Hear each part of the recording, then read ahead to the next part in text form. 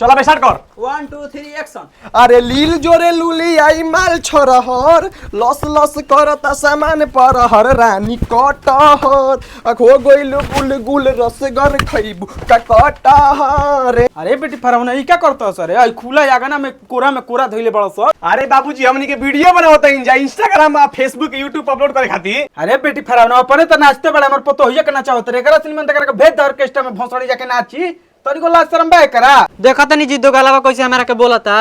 बाबूजी तू समझत नहीं खो आवत तारा के बतावत हनी। अरे बाबूजी तू समझत नहीं खौ वीडियो बनावत त ज्यादा व्यू लागिए ताटे आ पैसा मिले ताटे जान लो दी तब का चल बुरबो खमू बनाई माई से तू बनीबो। हां चल मरा तब दोनों के मिल के बनावे चल। चला बाबूजी चल चालू करवाओ। हां चलो बोल चला का गाना। आ दोनों पायावा के पीछे बाबे होल राजा जी मार दी गोल राजा। अरे तो गलाई का करता रे? बाबूजी तारा समझ में नहीं क्या आवत तार पतो नहीं हो तू एकरा संगे गंदा गंदा हरकत करत रहो।